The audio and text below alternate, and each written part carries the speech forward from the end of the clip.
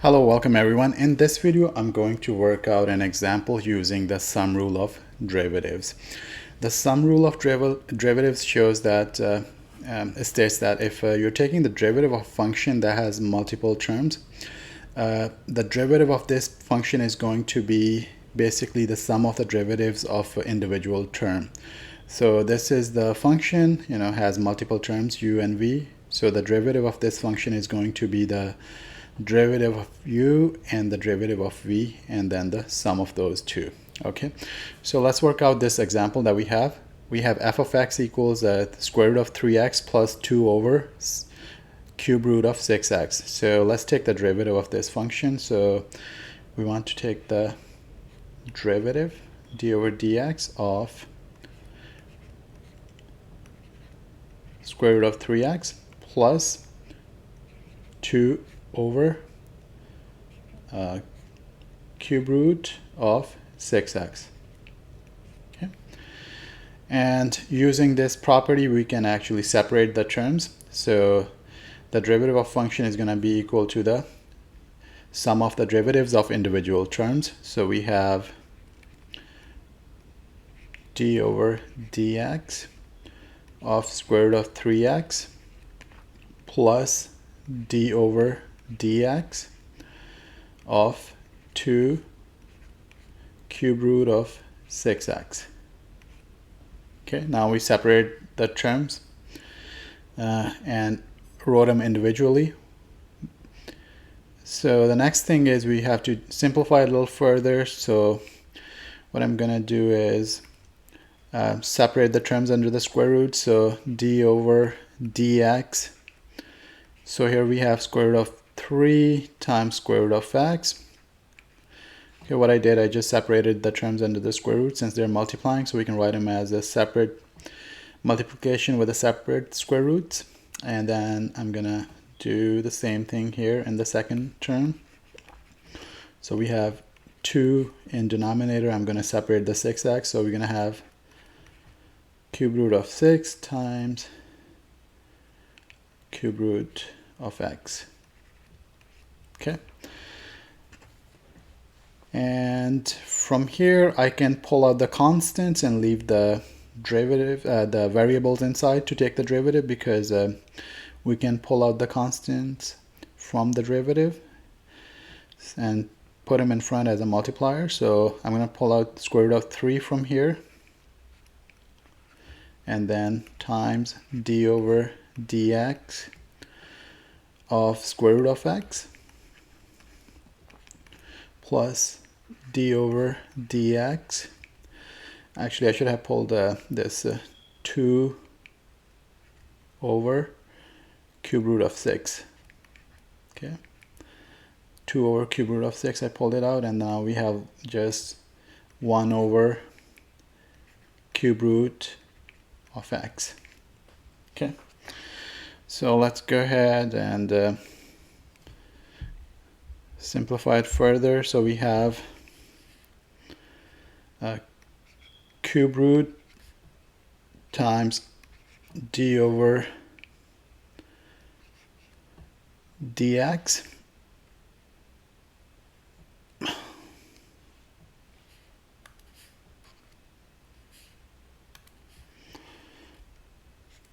d over dx of square root of x plus 2 over cube root of 6 d over dx of 1 over, let me see what it is, cube root of x. Okay. Now the radical signs, I'm going to change it to the exponent form. So we have square root of 3 times d over dx, and this square root of x, I'm going to write it as x to the 1/2. So we can write the radical sign as it's the same as raising the exponent to 1/2 of a of a term, and then we have 2 over cube root of 6 and d over dx. Here I'm going to write x to the 1/3, so right here. So x raised to the 1/3, this is a raised to, it's not multiplying, it's the exponent. So now we can go ahead and simplify further. So times square root of 3 times d over dx, and x to the 1/2 plus 2 over square root of, not square, a cube root of 6 times d over dx. So this one we have in denominator, I'm going to bring it into numerator and change the sign of the exponent. So it's going to become x to the negative 1/3. Okay. So when you multiply 1 times x to the negative 1/3, it's basically just x to the negative 1/3. That's why I didn't write the 1 with it. But the process is that you actually, change it to the bring it to the numerator, change the sign of the exponent from positive to negative, and we can do the same thing if we had something in the numerator, we want to bring it in the denominator, we can do the change the sign of the term, like, okay, the exponent, the sign of the exponent of the term. All right, so now we can go ahead and start taking the derivative. So we have square root of 3 times, we are going to apply the power rule here. So power rule says that you bring the exponent to the front as a coefficient times x to the 1/2 minus 1, you subtract 1 from it, plus 2 over cube root of 6 times, we bring this negative 1/3 to the front, times x to the negative 1/3 minus 1. Okay, so let's simplify this. From here we get square root of 3 over 2x to the negative 1/2. When we subtract negative 1 from 1/2, we get negative 1/2, plus 2 over cube root of 6 times negative 1/3. So times, when we subtract negative 1 from negative 1/3, we get x to the negative 4/3. Okay, so let's simplify it further.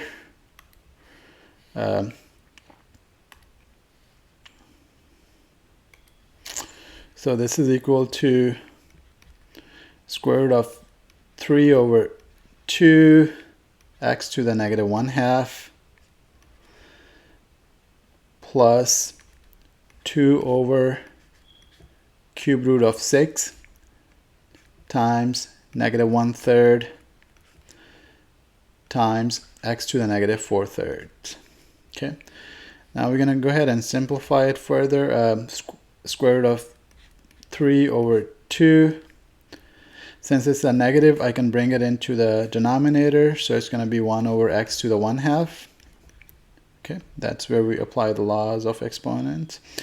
We can change the term from a numerator to denominator and then change the exponent of that term, change the sign of the exponent of that term. Okay, plus and minus. So when this thing multiplies with this one, you get negative 2 over 3 times cube root of 6, and then we do the same thing here. We bring this in the denominator, so it becomes 1 over x to the 4 over 3. All right, so let's have this final touch. So square root of 3 over 2 x to the 1/2 minus 2 over 3 times cube root of 6 times x to the 4/3. And this would be your final answer for this. Okay.